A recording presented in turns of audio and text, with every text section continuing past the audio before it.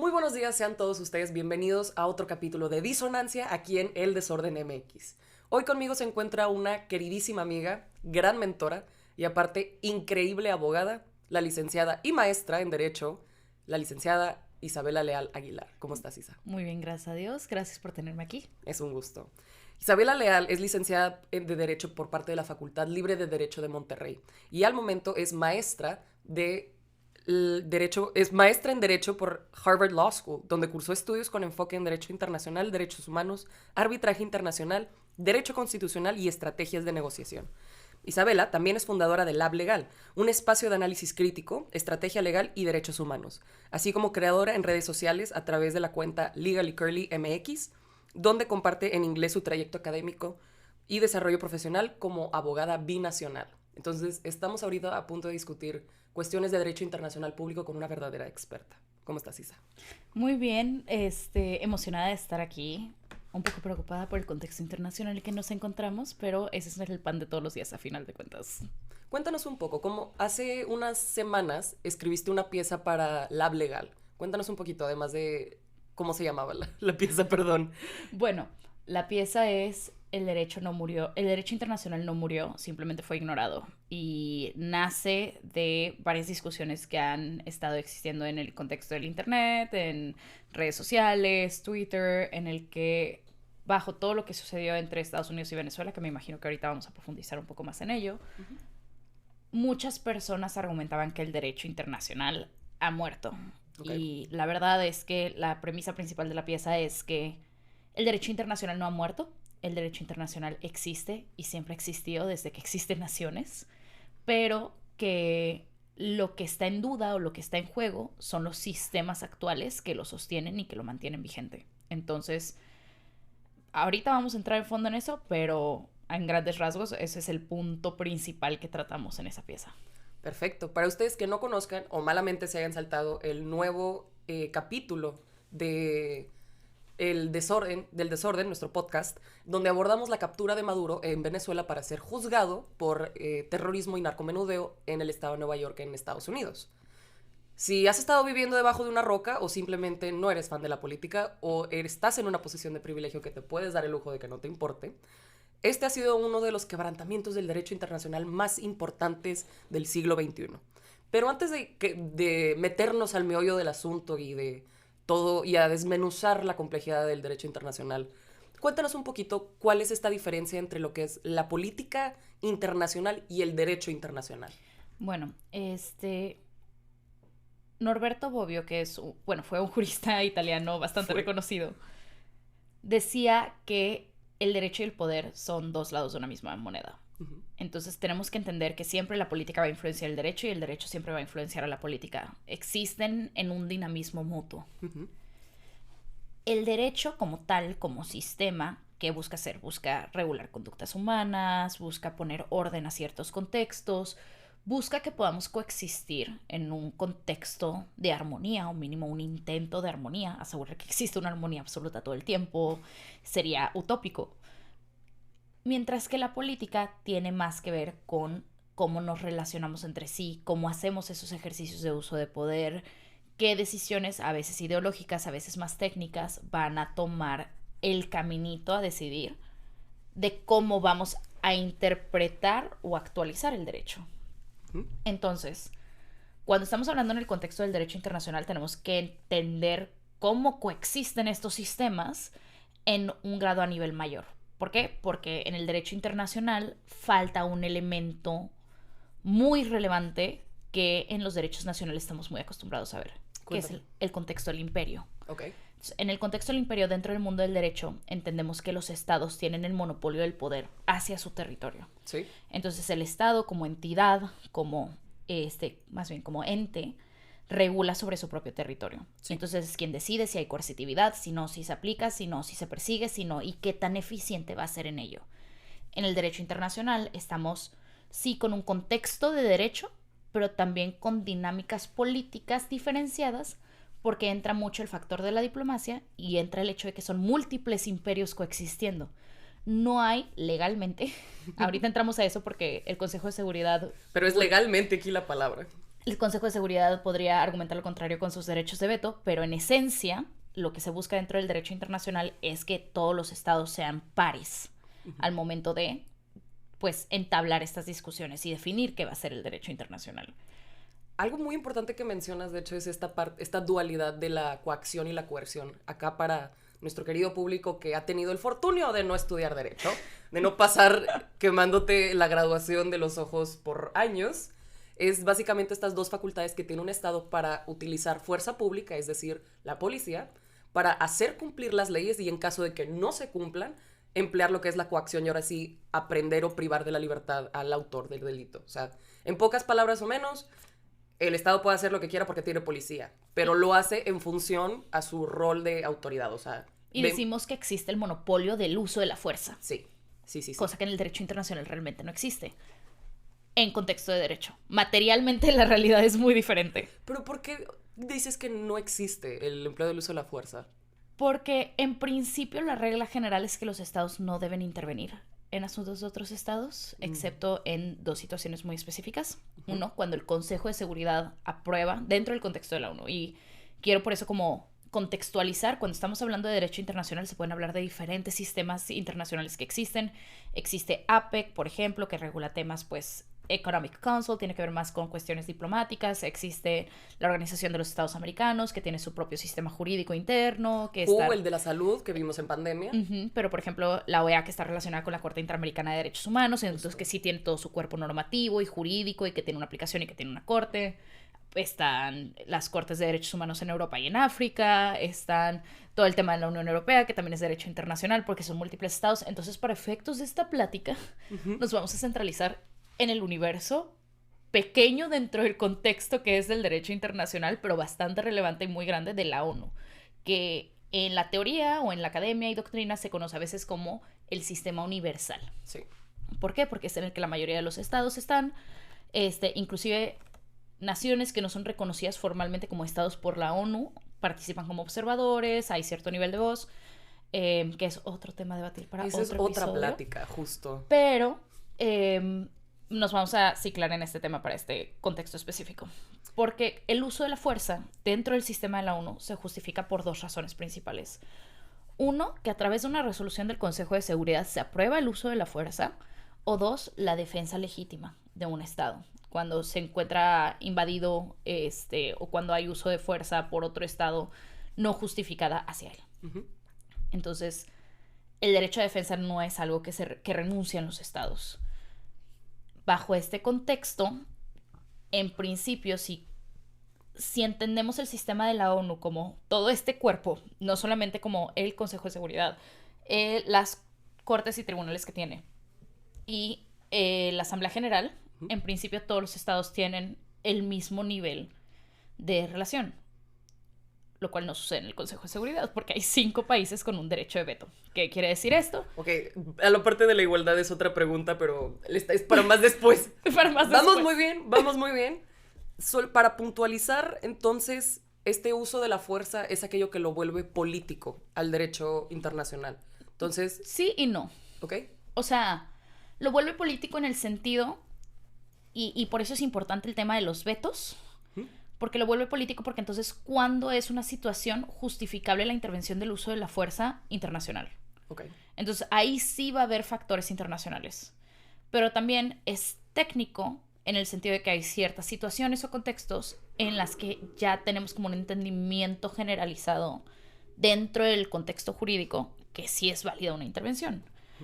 El tema es, por ejemplo, cuando decidimos accionar o no la maquinaria legal que existe, es muchas veces un contexto político, porque mientras que en el derecho el lenguaje que usamos es técnico y tiene una definición, quiero decir objetivizada y no objetiva necesariamente, porque al final de cuentas es objetivizada porque es estandarizada, no necesariamente porque no tenga una ideología política detrás o un criterio político detrás. Sí, pero es nomás lo que se ha acostumbrado a usarse. Exacto, sí. Pero en el uso de la diplomacia y en el contexto del derecho internacional político muchas veces vas a ver a ciertos actores o ciertos personajes explicando términos jurídicos o justificando hechos con términos jurídicos de una forma que no es exacta su aplicación o que mínimo esa no es la interpretación técnico-legal, pero desde una perspectiva política tendría muchísimo sentido. Ahora que estás hablando de una perspectiva política y el mal empleo de términos jurídicos para justificar ciertas acciones, mencionaste mucho que en tu pieza, o bueno, al menos me gustaría como regresar a la parte de tu pieza, pero entonces, ¿cuál fue aquel término legal que se mal empleó o que justificó para la situación de Venezuela? Porque en esencia la pieza de Isa es un recuento sobre cómo el precedente de la captura de Maduro en Venezuela es un precedente peligroso para el derecho internacional público. Entonces, ¿qué fue lo que cambió o por qué se volvió ilegítimo? No es que sea ilegítimo como tal. Digamos que todavía el debate está en el aire. O sea... ¿A poco? Sí. Hay múltiples argumentos, porque por ejemplo, uno de los términos más relevantes en el contexto que está sucediendo, como que desde una visión más técnica y no tanto mi opinión a nivel intelectual, o sea, o a nivel individual. No, danos tu opinión. No, sí, ahorita, pero primero quiero dar el background. O sea, por ejemplo, el contexto de soberanía. Uh-huh. Entonces, muchos en el contexto internacional, al criticar lo que hizo Estados Unidos, dicen, Estados Unidos está invadiendo la soberanía de una nación. Uh-huh. Al llevarse al que estaba en funciones de presidente. ¿Cuál es el contraargumento utilizando el mismo término de la soberanía? Ese no era un presidente, era un líder ilegítimo, la soberanía viene del pueblo y él viene de una elección fraudulenta. Ok. Entonces realmente no estoy invadiendo una soberanía. Porque a mis ojos, como Estados Unidos, no cuenta como un presidente o no cuenta como el jefe de un estado, por ende... No Exacto. Tiene soberanía. Okay. Entonces estamos viendo ahí cómo interpretaciones que por un lado pueden ser políticas y por otro lado pueden ser jurídicas, el mismo concepto se utiliza de forma diferenciada para el argumento que quieres construir. Ok. Entonces, a mi parecer es un precedente peligroso, no porque no considere que Maduro no... O sea... Sí considero... No porque no se lo mereciera. No porque no se lo mereciera. Al contrario, estoy muy feliz por, pues, mis colegas y conocidos venezolanos, porque realmente ha sido un periodo, y digo, actualmente trabajando con la comunidad migrante, sí. Te enteras de historias y te enteras de situaciones y contextos muy fuertes de lo que se está viviendo en Venezuela. En sí, el que Maduro no esté en el poder ya es algo positivo. Sí, es un avance. Es un avance. Lo que sí es un precedente peligroso es permitir que un Estado de una forma unilateral, brincándose al Consejo de Seguridad, intervenga en un Estado por una interpretación interna que tanto justifica que el día de mañana no se armen otro tipo de argumentos para otros tipos de líderes. Como en Irán. Como en Irán. O sea, es el que sigue en la mira internacional, si estamos de acuerdo. O, por ejemplo, si estás viendo ahorita el argumento que Trump está haciendo con Groenlandia. Exacto. Está diciendo que la gente de Groenlandia nunca decidió ser parte de Dinamarca, que eran colonia. Y que no les correspondía llamarse colonia o parte de Dinamarca, solamente que porque llegó un barco ahí hace 500 años. Entonces, bajo esa lógica, ¿dónde pintamos la raya de realmente qué es lo que entendemos como un term of art, como un término técnico, sí, versus una interpretación política del término, que es algo de lo que pasa mucho también con el concepto de los derechos humanos, por ejemplo. Uh-huh. O sea, el concepto de los derechos humanos también, pues, tiene su propio sistema, tiene sus propias normas, tiene sus propias interpretaciones objetivas, pero hoy, cada vez más, vemos que hay ciertos perfiles que cooptan el lenguaje técnico de los derechos humanos y lo tergiversan a algo que realmente no es, para que siga el como diálogo o la postura de lo que están intentando vender. Como esas veces que, pues, bueno, al menos la gente que usa TikTok ha podido ver que se ha apropiado mucho lo que es el psychobabble. Uh-huh. Lo estoy aterrizando algo un poco muy simple, porque sí son argumentos bastante técnicos y digo, sí nos hemos tardado, digo, hice estudio que 8 años derecho técnicamente, o sea, y se sigue estudiando. A estas alturas sí. A estas alturas sí. Yo llevo en lo personal 4 años también estudiando derecho. Casi 10, entré a la carrera en el 2016. Casi 10 años. Nos ha tomado casi 10 años, bueno, a Isa 10 años porque es mayor. A mí ya, pero ya voy para la mitad, para entender estas cosas. Y esto, por ejemplo, el que usen la parte del psychobabble es cuando gente que evidentemente no va al psicólogo, no entiende los términos que te está poniendo el psicólogo, como lo que realmente es ser una persona narcisista, manipuladora, lo que y lo es... usa como adjetivos. O un ataque de ansiedad cuando te estás refiriendo cuando estás en un momento de mucho pánico o que cambias mucho tus emociones y le atribuyes la característica de que, ay, soy bipolar. Esto en derechos humanos es un y poquito... en el derecho en general. En general, exacto. Es un poquito más peligroso. Entonces,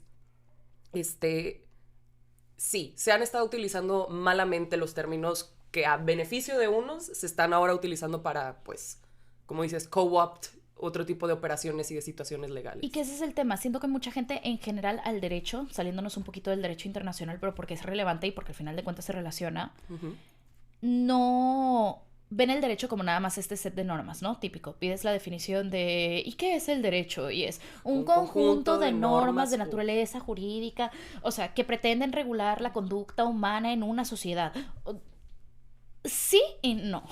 O sea, exacto, o sea, es sí una definición que es difícil, que difícilmente captura lo que verdaderamente es el derecho. Y es una rama que es difícil de definir justo porque, uno, monopolizamos el ejercicio del derecho dentro de la abogacía, o sea, quiénes van a las cortes, quiénes van a los tribunales, quiénes se manejan en temas legales, quiénes manejan los contratos.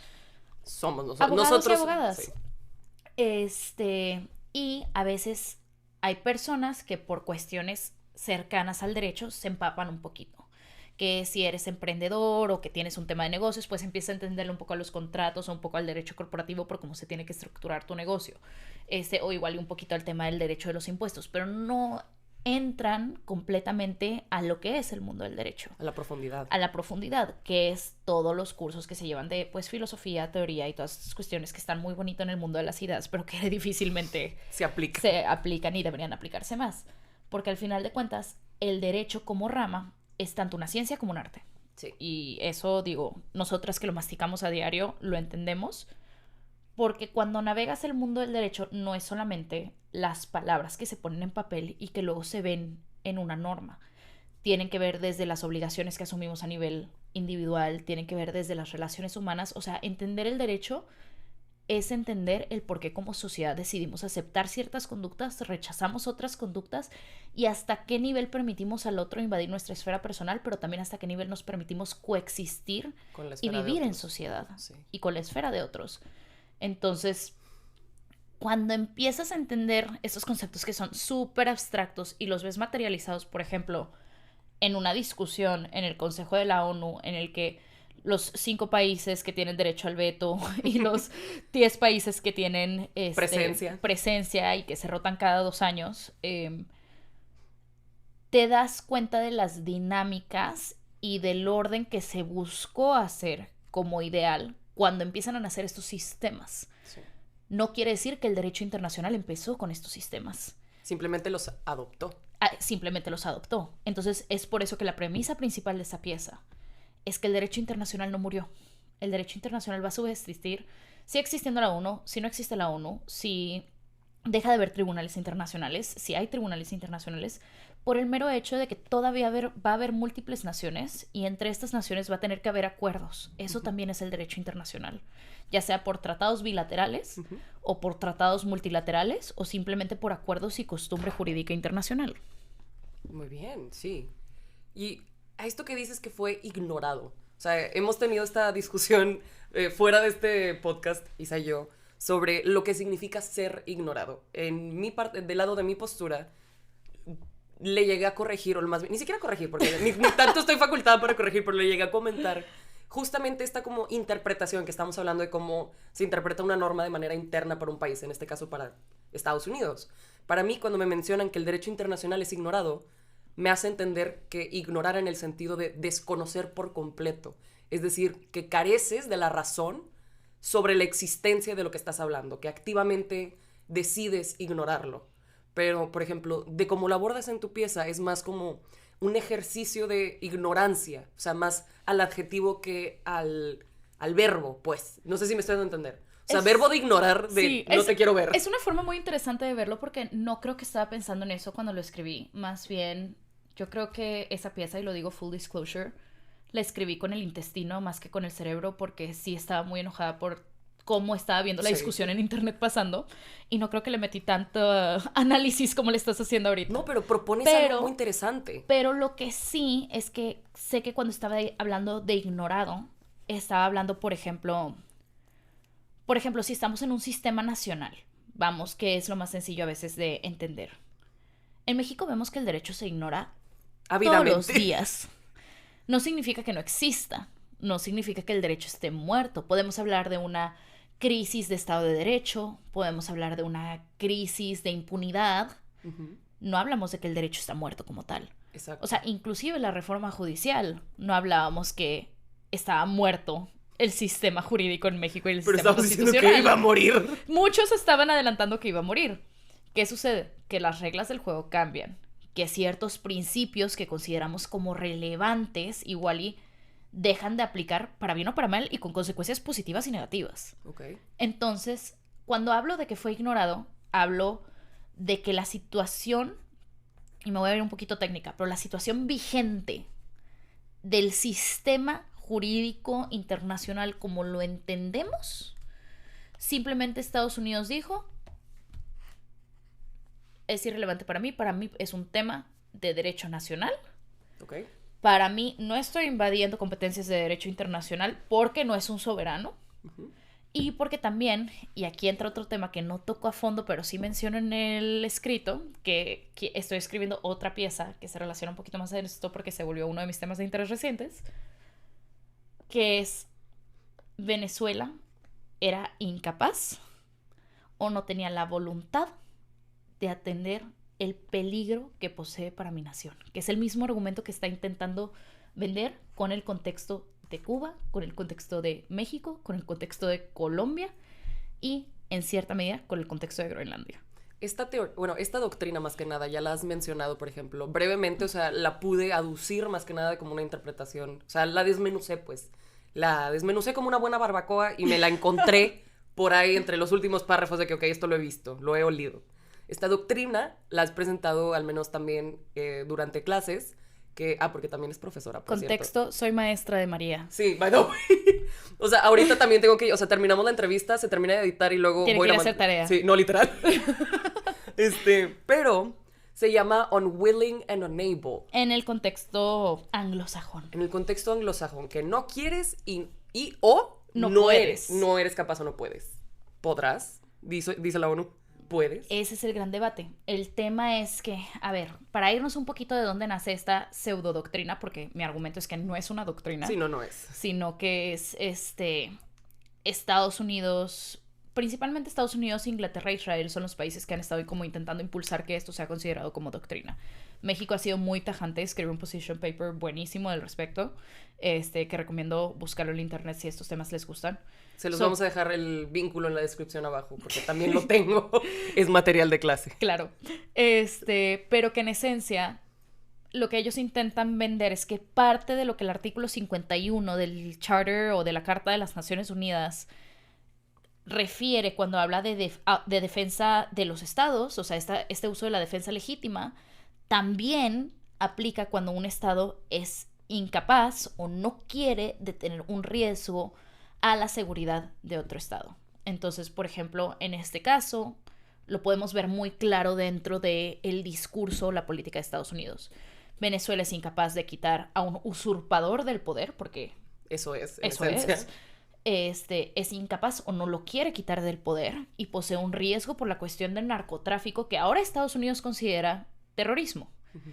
¿Por qué lo considera terrorismo? Hacernos un poquito también más atrás, porque están diciendo que pues los narcos, al ya estar metidos en temas relacionados con política en varios países latinoamericanos, esto incluye a México dentro de los argumentos de Estados Unidos, tienen esta función también de, a través del terror y el uso de la fuerza ilegítima, tener cuestiones políticas o estar activamente en la política. Entonces, terrorismo. Ok. Sí. Entonces, como es una cuestión de terrorismo y es una cuestión de riesgo nacional y Venezuela es incapaz de detenerlos o no quiere detenerlos y está generando ahorita muertes y adicciones y problemas a la salud a la ciudadanía americana, yo tengo que intervenir porque es mi responsabilidad como Estado mantener la paz internacional. Okay. Y si este Estado no puede o no quiere, pues es un riesgo para mi seguridad nacional y para la paz internacional. Entonces tengo que intervenir a modo de defensa legítima para mantener la estabilidad. Hemos hablado mucho en este programa sobre las gimnasias mentales que han hecho algunos políticos. Grandes volteretas. Grandes volteretas que creo que ellos se le pueden equiparar a Simone Biles, pero al menos sobre esta doctrina que comentas de Estados Unidos, Israel y Gran Bretaña, pudiera decir que ni Nadia Comaneci se hubiera aventado tal gimnasia mental para justificar la intervención militar en otro país. Tiene sentido desde la perspectiva imperial. Sí, o sea, bajo el yo soy el salvador, yo puedo con todos, todos me necesitan, que pues me imagino que es como una doctrina compartida de los vencedores. Sí, es un estilo de doctrina Monroe. Sí, es un estilo de doctrina Monroe, pero la veo más como nacional. Yo creo que esta, al menos, esta pseudo doctrina, porque es pseudo, realmente, atiende más esta visión de los vencedores, de los P5 y quienes los protegen, como en este caso Israel, el hijo pródigo de los P5. Que, por ejemplo, en el contexto específico de... En esencia, y para resumir muy brevemente un muy buen documento que sí recomiendo su lectura, en el position paper que circula en México en contra de esta interpretación del artículo 51 de la Carta de las Naciones Unidas, es que están intentando hacer doctrina algo que ellos argumentan es costumbre internacional. Y agarran muchos casos de costumbre internacional de intervenciones a terceros estados por cuestiones de seguridad nacional que pueden atentar contra la paz internacional y estabilización. Sí. Afganistán, Pakistán, Irak, Siria. Myanmar, Venezuela. ¿Quiénes fueron los que intervinieron? Estados Unidos y Gran Bretaña. Y entonces... Y bueno, China, en Myanmar. Y lo que argumenta México es que, de hecho, esa no es la costumbre internacional. De hecho, la costumbre internacional es no intervenir en otras naciones. Y que son muy pocos que dentro del derecho internacional podríamos considerar objetores persistentes, sí, que es otro tema técnico que si quieres ahorita nos metemos. Ahorita. Pero que podrían ser considerados objetores persistentes y que por ende no debe ser considerado como la regla general, sino la mega excepción, porque de hecho es una minoría de países los que actúan de esa forma. Ok. Si estamos viendo ahorita, quisiera también entrar de nuevo a la manifestación de que el derecho internacional no está muerto, simplemente es ignorado. Y quiero cambiarte la jugada tantito, pero entonces, ¿qué mantiene al derecho internacional vigente? ¿O qué mantiene a un derecho vigente? No que esté escrito, porque eso lo sabemos. Nosotras dos y los abogados que nos llegan a ver, sabemos que el derecho vigente es el que está escrito. A ver, mini curso de introducción al estudio del derecho para quienes escuchan o ven esto que no son abogadas como unas. Acá unas. El derecho tiene 3 elementos, ¿no? O sea, cuando hablamos de un derecho puede ser vigente en tiempo, puede ser vigente materialmente, puede ser vigente positivamente, que quiere decir que está escrito en una ley. En tiempo es que durante su periodo sea válido. Entonces, por ejemplo, la Constitución de 1917 original ya no es vigente en tiempo porque ha sido reformada, y ahorita la Constitución que tenemos es una versión de ella, pero reformada. Adaptada. Sí. Porque mejorada no sé. Sí, así que mejorada, sí creo que me la bañé con ese término. Un poquito allá afuera de... El derecho materialmente vigente es donde entra un poquito también el ámbito de la política, lo que ideológicamente consideramos como válido, por ejemplo, el tema de la prohibición de la esclavitud. Ha habido periodos en la historia que en ciertos países la esclavitud era legal y era considerado materialmente vigente. Hoy por hoy entendemos que por cuestiones de derechos humanos, derecho internacional, ius cogens, que son otros términos de arte, que siempre ha estado mal, independientemente de que en su momento sea considerado correcto. Entonces... Pero es que a pesar de que estén considerados malos, es que por los tiempos y por la nacionalidad o el país de donde estén... materialmente se consideraba válido. Y fun fact, de hecho, nunca en México se consideró válida la esclavitud. De hecho, desde la colonia, previo a ser México. Habíamos dicho en los, ¿cómo se dice? Si pusieron atención en su clase de historia, en Sentimientos de la Nación, cuando se puso José María Morelos y Pavón así. Poético. Y las escribió, dijo que evidentemente cualquier esclavo que pisara el territorio mexicano... sería una persona libre. Exacto. Entonces, ahí podemos ver, para que vean un tantito la diferencia entre legalidad, de que está escrito, pero también legalidad material, que en este caso sería que materialmente en Estados Unidos los esclavos eran legales, aquí no. Y el tema de la positividad, que es tal cual, que esas como ideas que tenemos como comunidad se vean traducidas en un texto, no me gusta decir objetivo, a mí me gusta decir objetivizado, porque al final de cuentas, regresamos al tema, tiene sus cuestiones, sus cuestiones aristas de interpretación eristas, pero que se vuelve de aplicación general por ser una misma norma que aplica a todo mundo. Como el IEPS, por ejemplo. Estoy bien enojada. Los que no saben, sí fumo. O sea, evidentemente cigarro. Pero, güey, ya lo quiero dejar ni siquiera por bienestar personal. Está carísimo. Y el IEPS le aplica a todos los que lo quieren. Estoy enojada. Están a 100 pesos. En fin. El punto es que hay diferentes cuestiones en las que podemos considerar que el derecho sigue vigente desde diferentes perspectivas. Y mi argumento principal es que el derecho internacional siempre va a existir, así como el derecho en general. O sea, aunque termináramos en un contexto, por ejemplo, anárquico, si quieres, de sociedad, todavía existiría ciertos elementos de derecho, porque empiezas a caer en otras cuestiones. Si bien puede carecer coercitividad, si bien puede carecer todas estas cuestiones que estábamos hablando de imperio, de poder, que es lo que el sistema de la ONU Universal intentaba como reflejar, como una fuerza que permitiera que los estados se sintieran con una mayor obligación a cumplir con estos principios. Si el día de mañana no hubiese estado y México no existiera y yo te digo, si me das 5 manzanas te doy 2 huevos en un contexto de trueque, eso sigue siendo derecho. Sí. Entonces, no deja de existir nada más porque los sistemas evolucionan, cambian, son ignorados y se interpretan para bien o para mal de forma diferente, sino que como toda ciencia social, el derecho sigue en constante evolución. Y el argumentar que el derecho internacional ha muerto porque ya no sigue los cánones que consideramos como los factores principales de lo que el derecho internacional debe de ser, no significa que el derecho internacional no es algo diferente, que sigue existiendo pero que se interpreta diferente. Justo, porque en esencia, o sea, tienes razón, aunque se abola este sistema o que se abolish, that's what I want to say.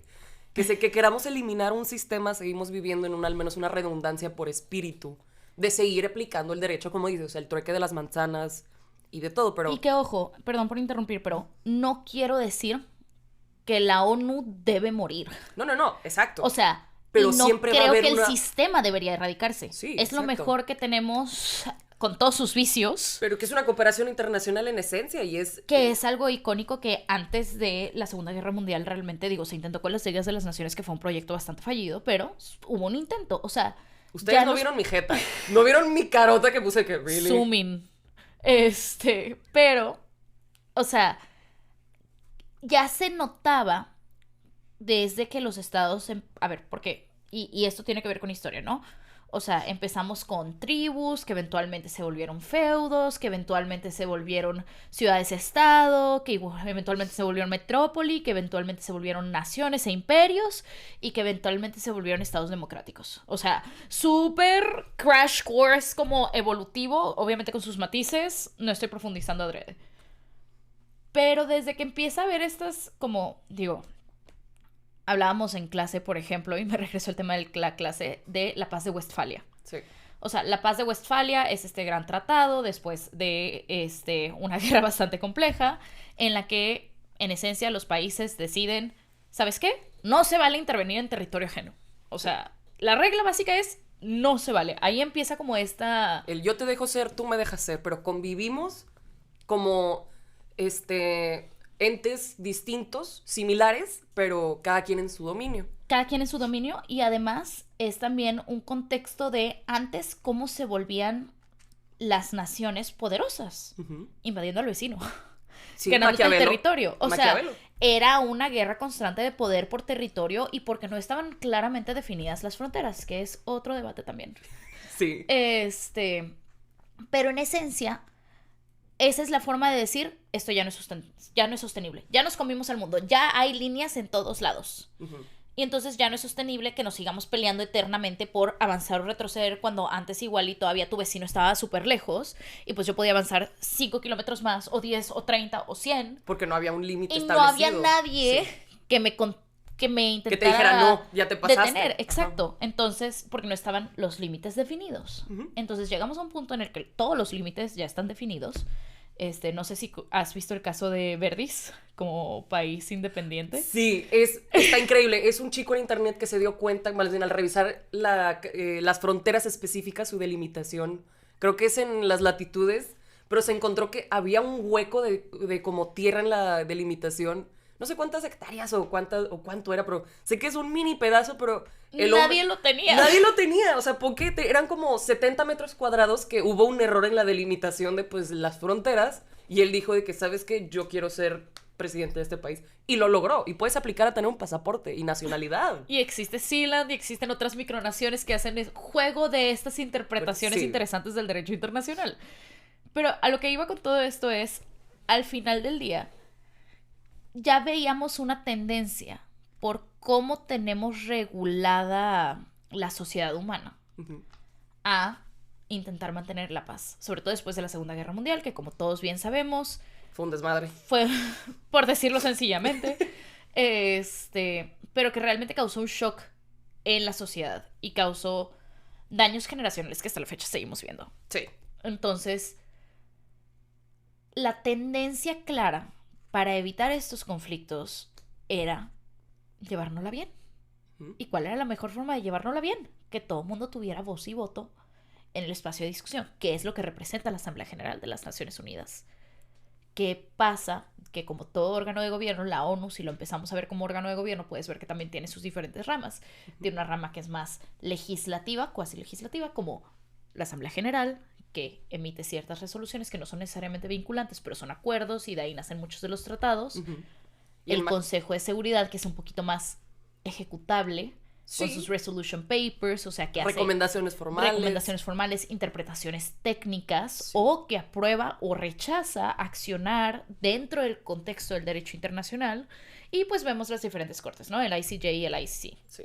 El ICJ los vamos a distinguir porque el ICJ o el ICJ es la Corte Judicial Internacional, mientras que ¿cómo se dice? El ICC o la CPI, la Corte Penal Internacional, una ve cuestiones civiles, la otra ya agarra responsabilidad individual. Sí, entonces, por ejemplo, en el ICJ, International Court of Justice en inglés, es donde sí puedes ver temas de estados contra estados, generalmente. Sí, ¿no? Sí, más o menos. O sea, ahí sí lo pueden agarrar como de que, ok, Colombia como estado tiene un problema con Venezuela como estado. ¿Qué es lo que estamos viendo, por ejemplo, con el tema de Israel, ¿no? O sea, fue Sudáfrica quien denunció ante la Corte Internacional a Israel por crímenes de genocidio y crímenes de lesa humanidad. Y bueno, todo el paquete que te incluye. Y todo el paquete que incluye ese análisis, que México justo se unió a la demanda de África del Sur. Mientras que en la Corte Penal Internacional es donde vemos los procesos individuales, que es, por ejemplo, donde se ordenó la captura de Netanyahu durante este proceso. Entonces, son dos procesos diferentes. Sí. Una corte está viendo como Israel y su responsabilidad como Estado, y otra está viendo como tú, Netanyahu, a nivel individual, cuál es tu responsabilidad específica en este actuar. Sí, por eso vemos que se dice que se giraron órdenes de aprehensión, por ejemplo, a Vladimir Putin, a Netanyahu, por decir en un caso maravilloso, que se la giraran a Trump. Mientras que el ICJ, perdón por mi mala traducción, era Corte Internacional de Justicia, gracias. CIJ. Más que nada se le atribuye como la responsabilidad colectiva como parte de Estado. O sea... Y pues el romper los tratados internacionales, el no cumplir con los estándares, todas esas cuestiones. Sí. El punto de todo esto siendo es que al final de cuentas es como un órgano de gobierno sin ser un órgano de gobierno. O sea, que tiene sus diferentes ramas, que tiene sus diferentes funciones, y que al final del día los estados se someten en mayor o menor medida dependiendo de qué tratados firman, cuáles ratifican internamente y luego en qué nivel de obligatoriedad ponen a los tratados internacionales y estas responsabilidades internacionales dentro del derecho interno. Sí. Que es diferente para cada país. En México, por ejemplo, hemos considerado que todos los tratados internacionales que tengan elementos de derechos humanos van a la parte de la Constitución. Sí. Entonces, todas nuestras autoridades están obligadas a hacerlos cumplir. A hacer cumplir esos tratados internacionales. ¿Qué pasa con Estados Unidos? Que no tiene tanta fuerza ese tratado dentro de su sistema interno comparado, por ejemplo, la Constitución de Estados Unidos. Justo a eso se viene una pregunta que creo que te voy a adelantar, pero... Va. Si en la ONU realmente existe este plano de igualdad cuando al ratificar, adoptar e implementar un tratado, realmente cada uno lo hace en sus propias, literal, en las aristas que quisiera. Porque Estados Unidos, en contrario de México, como nosotros en nuestro artículo primero decimos que todos los tratados internacionales que sea parte y firme el Estado mexicano... Y ratifiquen, gracias. Son de aplicación obligatoria, tanto por los ciudadanos como por por sus autoridades. Por sus autoridades, más que nada, vamos a dejarlo ahí. En Estados Unidos este es un sistema muy distinto, porque realmente no los tienen que forzosamente implementar, pero sí los pueden firmar. Y que no significa que los puedan adoptar o los firmen sin sus propias reservas. Ahora, una reserva es literal el asterisquito de que, oye, bro, no me apliques eso. O sea, yo sé que quieres que te apoye tú, por ejemplo, la Corte Penal Internacional, tú quieres que la ratifique, que la aporte, pero nadie que esté en mi territorio, ni nadie que forme parte de la nacionalidad americana podrá someterse a tu jurisdicción. Que es no reconocer la competencia de la Corte internamente, que al final de cuentas es donde entramos al factor de que no existe un imperio real dentro de los sistemas internacionales, porque ese no es su objetivo. Okay. O sea, al final de cuentas los sistemas internacionales, a pesar de tener toda esta cuestión del derecho internacional, que es lo que lo mantiene vivo y lo mantiene en juego y establece ciertas reglas por las cuales todos nos entendemos, y entonces, por ejemplo, en vez de tener un tratado internacional con cada país a nivel individual para reducir las emisiones, y yo, México, me comprometo con China a reducir emisiones al 30%, y con Estados Unidos a reducir emisiones al 30%, y con Francia para reducir emisiones, y con Inglaterra, y luego voy a agregar a Djibouti, voy a buscar a Ghana, y voy a buscar a Madagascar, y... O sea, la ONU es básicamente como la casa donde todos se juntan. Aquí está el tratado, ¿quién jala? Ok. Es el group chat donde te dicen de que, oye, no, pues yo jalo, de que si se vota, yo jalo, yo voy al plan. Y quienes no quieran ir nomás no van. Facilita todas estas cuestiones que en un mundo tan complejo como en el que vivimos, facilita un poco la interacción. Pero el espacio está principalmente pensado para cuestiones de diplomacia. Pero si una diplomacia no hay un plano de igualdad, ¿cómo se puede esperar que se lleven de manera igual o equitativa? Tiene que ver con la historia de cómo nace la ONU. O sea, al final del día, la idea era tener un plano de igualdad. La idea. Por eso, sí, por eso era la Asamblea General, donde todos los países tienen voz y voto. Y ahí no existe el veto. En la Asamblea General no existe el derecho de veto. En el Consejo de Seguridad, sí. ¿por qué existe el derecho del veto? Pues porque, obviamente, contexto de la Guerra Fría. Contexto de la Segunda Guerra Mundial y la Guerra Fría, de hecho. Bueno, ustedes han escuchado varias veces, no en disonancia, pero sí en el podcast, que estoy evidentemente haciendo mi tesis en Derecho Internacional. Isat, como también es maestra y querida amiga, le ha visto párrafos y de que, ¿cómo se dice? Excerptos. Poesía académica. Poesía académica, porque inicio mi tesis, o sea, la introducción, no inicio de que en este proyecto vamos a estar hablando de... No, me permito iniciar con la insertación de 2 citas. La primera es una de mis favoritas de Granja Animal, que es: todos los animales nacen iguales. No, todos los animales son iguales, pero hay animales que son más iguales que otros. Y el segundo es el artículo 2 de la Carta de la ONU, en donde en la Organización de las Naciones Unidas, todo país, de que se rigen por el principio de igualdad y igualdad internacional, algo así. Pero a lo que voy es que este ejercicio de veto y tener un órgano como el Consejo de Seguridad, que está planeado básicamente para que exista un plano de desigualdad que no inherentemente vicia el propósito de la ONU. Y ese es uno de los grandes debates actuales. O sea, mucho se habla en el mundo del derecho internacional. Si te vas a los foros internacionales, si te vas a los congresos internacionales, si estás en estas reuniones de alto nivel, de que urge reformar el modelo de la ONU, particularmente dentro del mundo del Consejo de Seguridad. Porque, a ver, ¿por qué nace este veto? En el contexto de, pues, Segunda Guerra Mundial, Guerra Fría, todas estas cuestiones, para que funcione un sistema universal, lo que necesitas es garantizar la paz. Y tienes grandes actores en la jugada. Tienes a Estados Unidos, que acaba de soltar la bomba de Hiroshima, 2 bombas nucleares, y con una fuerza militar potente. Tienes a China, cuyos recursos económicos son vastos. Sí, pero más allá de ello, su flota náutica. Sí. O sea, China es la fuerza del mar. Tienes a Inglaterra y Francia, que sobre todo en ese contexto, ahorita todavía en cierta medida, pero más en ese momento eran las fuerzas económicas y políticas de Europa. Y a nivel internacional. O sea, realmente parte de lo que se buscaba hacer en Inglaterra o Francia se replicaba en varios... O sea, no por nada, de ahí nace la inspiración para la mayoría de los sistemas jurídicos a como los entendemos hoy en día. O sea, mucha de la influencia del derecho civil romano, a pesar de ser de origen italiano, viene de todos los códigos napoleónicos. ¿Sí? Y su sistema y estructura, que viene siendo de Francia. Mientras que tanto en la segunda mitad del mundo es todo derecho común, que nace desde Inglaterra. Entonces, tienen esa influencia todavía como ente intelectual o fundador por efecto de imperialismo, colonización, lo que tú quieras, pero existe. O sea, es una realidad.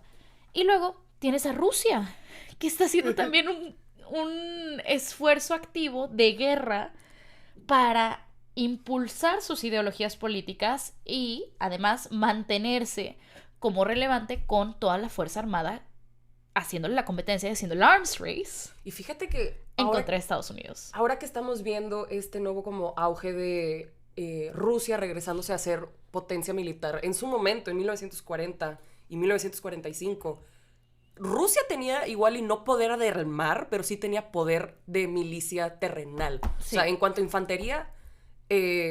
los números nada más, o sea, el tamaño del país. Hay justamente, y aparte, un viejo dicho que, o bueno, como suposición histórica donde mucha gente, o bueno, historiadores reportan que Rusia llegó a tener más hombres que balas en las enfrentaciones contra Hitler. No invades a Rusia en el invierno. No invadas a Rusia en el invierno, estúpido. Creyeron que iba a durarles 2 meses el changarro cochitas. Se les vino el invierno en septiembre. Y mi compadre Hitler nada más les dio un abrigotito. Y Napoleón y pues, miles más. And everybody who tries to invade Russia over the summer just doesn't...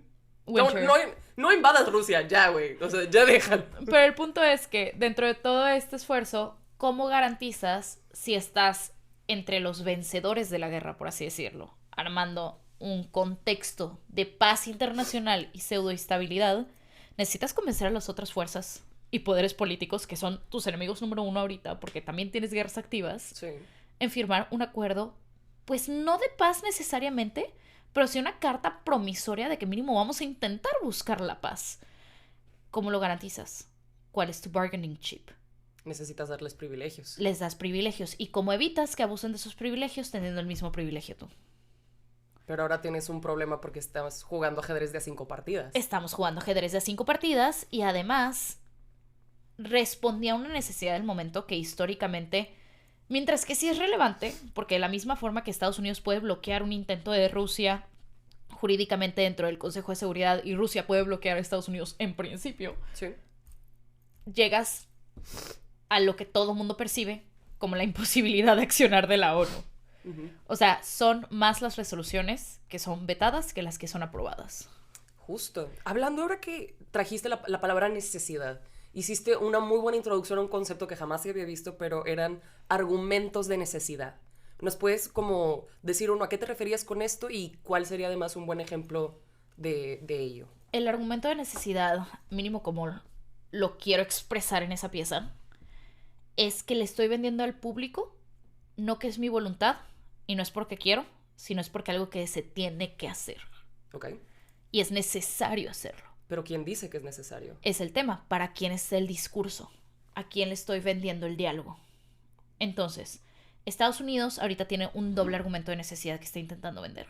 Okay. Estados Unidos está argumentando al interior políticamente para mantener a su gente feliz y aprobando como este proceso que muchas de las personas de Estados Unidos pues tampoco lo aprueban y hemos visto como todo este debate de gente peleándose porque cómo lo celebra y lo otro, sí, cómo lo regañas. Uno puede estar feliz porque Maduro no es presidente y al mismo tiempo estar preocupado por lo que significa para el derecho internacional. No se cancelan esas dos. No son mutuamente exclusivas, no son mutuamente excluyentes. Pero, por ejemplo, lo que le vende Estados Unidos al interior es: yo necesitaba detener a Maduro porque es un líder narcotraficante y es consecuencia que le estoy liberando al pueblo de Venezuela.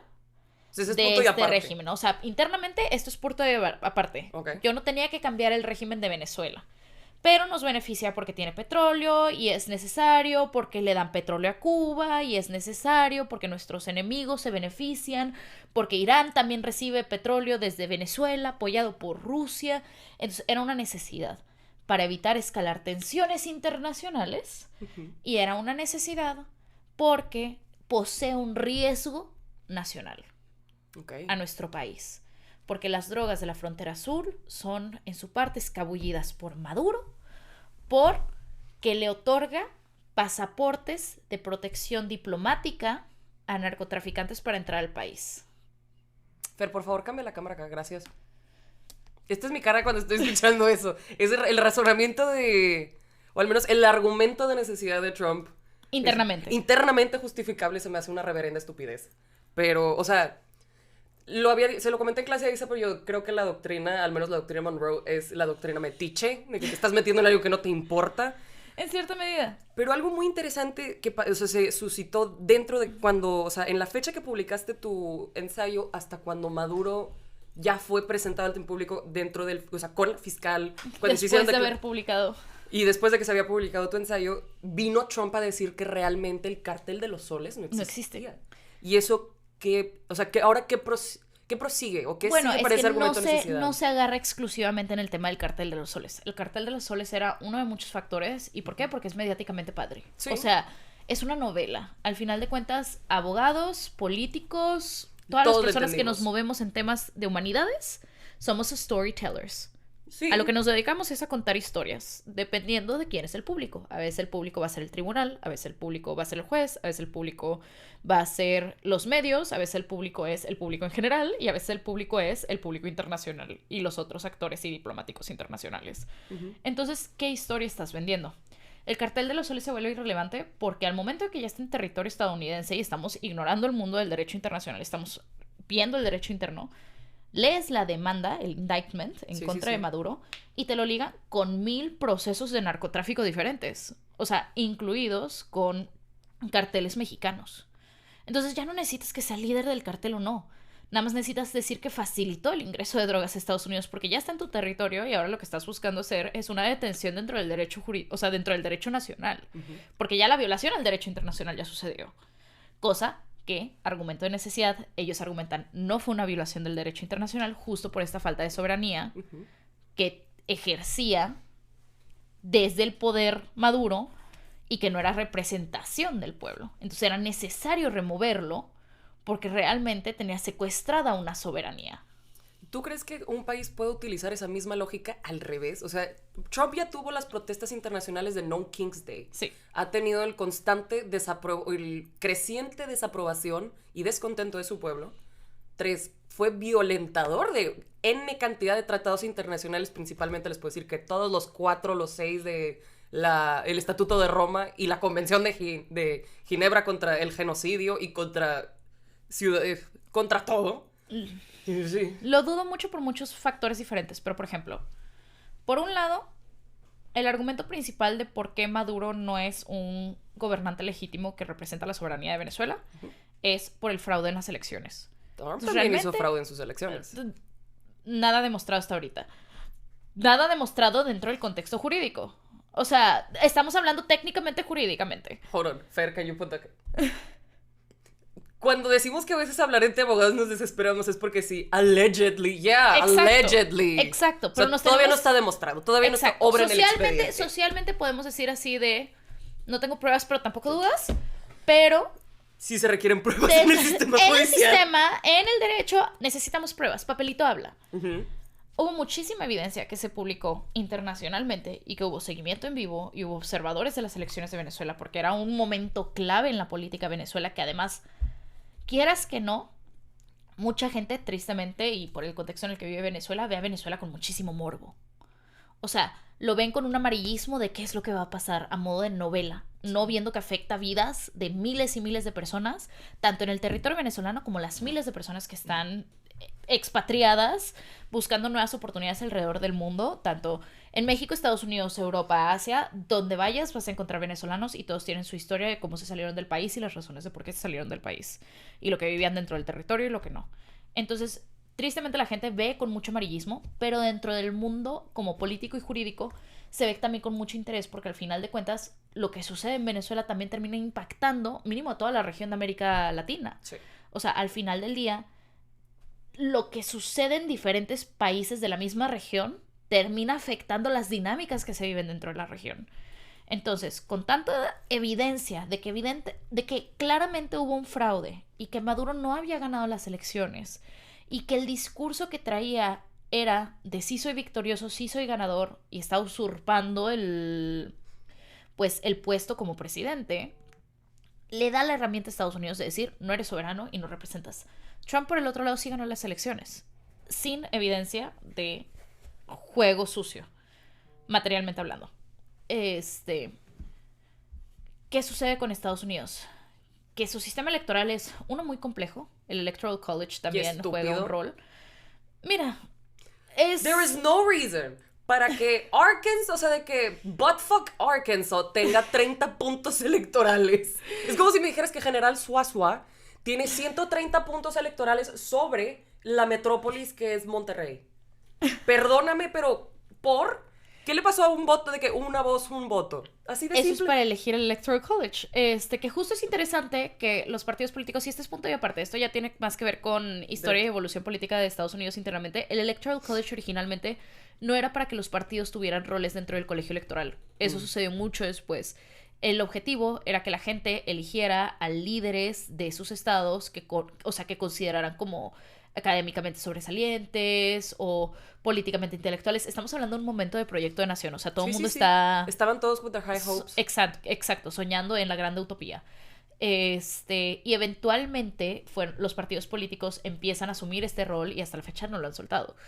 Entonces se vuelve una dinámica muy interesante, porque si te das cuenta, en la Constitución de Estados Unidos nunca habla de partidos políticos. Habla de personas. Habla de personas.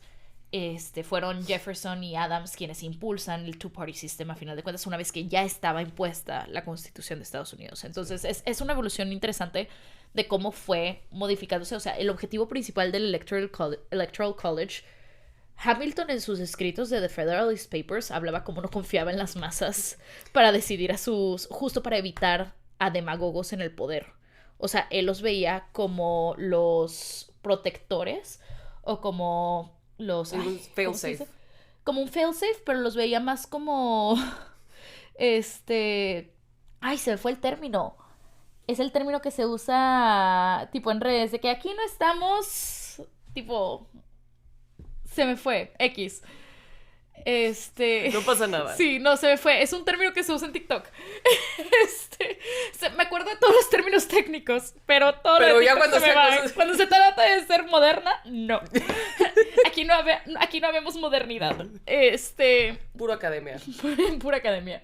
Pero el punto es que el objetivo era proteger al electorado como de su propia ignorancia, en esencia era el argumento, ¿no? O sea, que las masas podían muy fácilmente caer en los vicios que podría presentar un líder carismático y populista. Esa era la visión de Hamilton en los Federalist Papers. Sí. Alexander Hamilton. Y de hecho propones algo que es, creo que la última pregunta con la que quería cerrar contigo, pero esta parte de actores dentro de el margen de tanto el derecho internacional como la política internacional. ¿Qué sucede cuando tenemos un jugador tan desestable que llega a desestabilizar al resto? Desorden. She is not a paid actor, you guys. Yo estaba esperando este momento. No. ¿Qué sucede? Mira. ¿Y cómo se mantiene en control a la población, o sea, a beneficio de la población internacional, o sea, la comunidad, contra este actor demagogo? Pero esta también... ya es una visión mucho más personal que técnica. Dale. O sea, esta ya es mucho más personal que técnica. Aquí ya no estoy hablando como abogada, sino como otra vil mortal que vive y camina en esta tierra igual que miles. Yo no creo que cuando se creó las Naciones Unidas se esperaran que un país como Estados Unidos, que tenía tanta fuerza política internacionalmente hablando, o sea, no solamente en su territorio, pero que tenía esta visión de somos el mejor país del mundo y nosotros somos los liberadores y les traemos democracia e impulsamos todas estas ideas de una mejor sociedad y tenemos control porque financiamos todos los proyectos humanitarios que hay internacionalmente a través de organizaciones como USAID, porque traemos de las mejores universidades internacionalmente, entonces somos la atracción de talento internacional, y financiamos estos sistemas internacionales, entonces obviamente no muerdes la mano que te alimenta y nosotros somos los que damos el dinero y financiamos y entonces siempre se va a hacer mi voluntad porque soy esa fuerza económica, soy esa fuerza política, soy esa fuerza militar, que algún día dijera, me voy a disparar en el pie y voy a soltar todo este soft power que una vez tuve, que he construido y tenido, y que me voy a ir de cierta forma a un aislamiento político internacional. Okay. O sea, yo dudo mucho que cuando el sistema se creó, se dijera a alguien con una posición tan privilegiada va a decidir soltar sus privilegios y con ello desestabilizar al sistema. Porque al final del día, muchos de los sistemas internacionales que tenemos como universales, ¿por qué no se criticaba abiertamente a Estados Unidos en el pasado? Porque es quien te financia el proyecto. O sea, si tu organización, si tú tienes una ONG que trabaja con refugiados o que trabaja con migrantes o temas de derechos humanos o en general temas de evitar la violencia en contra de la mujer, temas de construcción de paz en zonas de conflicto, temas de... Te puede decir una lista larguísima para evitar la hambruna en ciertos territorios y te los financia Estados Unidos, te vas a autocensurar en cierta medida. Sí. Puede ser que no lo pienses, tal cual, como que tienen la razón, pero vas a decir, ¿sabes qué? Igual y este escrito cámbialo porque parece que estamos criticando y nos puede afectar nuestras finanzas. ¿Qué sucede cuando un actor como Donald Trump llega y que en pleno ejercicio de sus facultades constitucionales como presidente de Estados Unidos dice, me voy a salir de todos los tratados internacionales, va a dejar de financiar todos estos programas, USA ya no va a existir, la ONU va a perder el presupuesto que Estados Unidos le ha estado dando para todos los proyectos internacionales? Uno, le das la espalda a la comunidad internacional, que, para bien o para mal, dependía de Estados Unidos económicamente. O sea, hoy vas a la ONU, hubo una sesión ¿qué fue? En septiembre, de la Asamblea General, el UN80, las escaleras eléctricas estaban apagadas. Porque no hay presupuesto para ¿No había presupuesto para prenderlas? No hay presupuesto para la electricidad, no hay presupuesto para el personal. Han estado corriendo gente. Entonces, ¿qué sucede?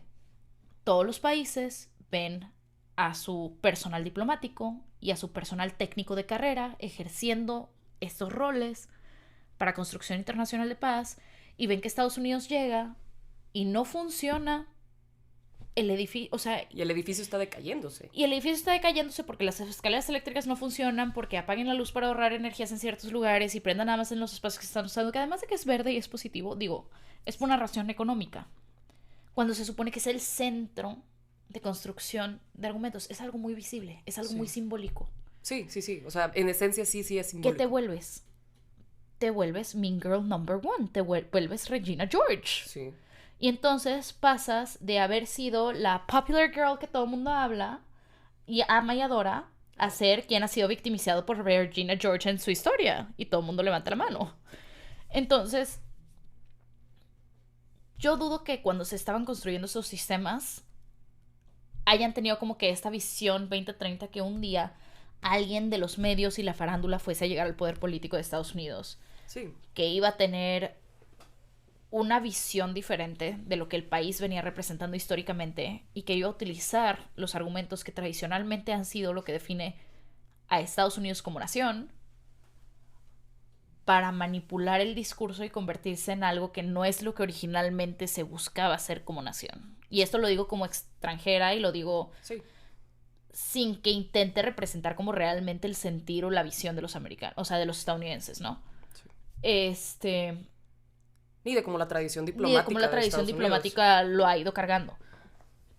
Lo que sí es que al tener este vacío de poder, pues entonces, ¿quién se va a volver la nueva influencia potencial? ¿Rusia le va a meter dinero a la ONU? ¿China le va a meter dinero a la ONU? Creo que es más factible que ¿Europa China llegue. le va a meter dinero a la ONU? No. ¿Quién va a intentar de sacarlo el changarro? O... No, porque para Europa solamente te queda Francia. Brexit.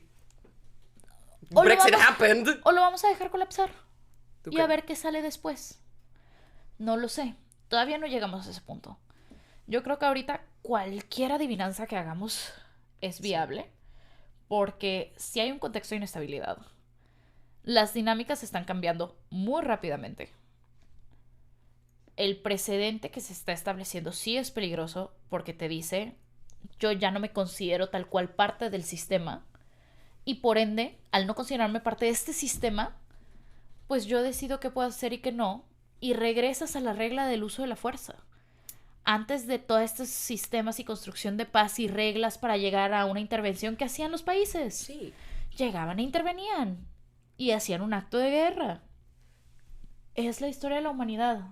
Sí, pero también fíjate que discrepo un poco, porque no creo que este sea como el fin de quizás lo que pueda pasar, ya no, pero... Yo tampoco necesariamente. Se requiere un fail-safe a esa parte de autoridad que llegó tanto de, ¿cómo se dice?, los miembros permanentes del Consejo de Seguridad. Sí creo que debería de haber un mecanismo al menos de, ¿cómo se dice?, de evitar que estoy haciendo esto porque literal son dos tipos eslabones. Cadenas. Sí, son dos cadenas que se mantienen como, obviamente juntas, pero que se coayudan a que ni tú te pases ni yo me limite. Y para al menos... Es un estira y afloje. Es un estira y afloje del derecho internacional. Porque como vimos, tanto la actividad política como la parte técnica. O sea, en la técnica requieres un fail-safe para que en el ejercicio de la política, el monopolio de la fuerza no te vaya a recaer a otro lado. Y también está el tema de las voluntades políticas en el juego del derecho internacional, porque mucho... Yo creo que nadie tenía pensado que el mayor financiador de la ONU fuera a retractarse. Fuera a retractarse de la manera que lo hizo, sí. Y salirse de que 75 tratados internacionales en las últimas 2 semanas. Sí. Algo por el estilo. O sea, es algo sin precedentes porque... El sistema, o sea, queremos pensar que la ONU lleva muchísimo tiempo porque pues viene desde la Segunda Guerra Mundial, nosotros nacimos teniendo el sistema de la ONU y pues lo vemos como algo obvio o lógico que está ahí. La verdad es que dentro de la historia de la humanidad lleva 80 años. Y es nada. No es nada comparado con toda la evolución histórica que como humanidad hemos tenido. Y obviamente cuando se creó, con sus vicios, con sus beneficios, hay que ver cómo buscamos preservar los beneficios, sea todavía dentro del sistema de la ONU o no, y cómo erradicamos todos estos vicios que hemos estado viendo con la evolución de una institución como cualquier otra. Justo. En fin, Isa, muchísimas gracias por haber formado parte de este diálogo. Tú sabes que me encanta participar y hacer mancuerna contigo. No se pierdan, por favor, los contenidos que vamos a estar subiendo, tanto los clips como la entrevista completa, así como que no se olviden de seguir a Isa en sus redes sociales, que son... Lablegal, LegallyCurly_MX, y mis redes personales en donde hablo un poquito de todos los temas que me interesan, Isa Leal. Y no se olviden también de seguir al Desorden en todas sus cuentas. En YouTube sigan nuestro newsletter que se publica cada lunes, así como también las redes de El Desorden y los apartados de Disonancia, que es donde se publican aquí sus entrevistas. Yo soy María Díaz, me pueden seguir en mariadiaz.mx y este fue El Desorden.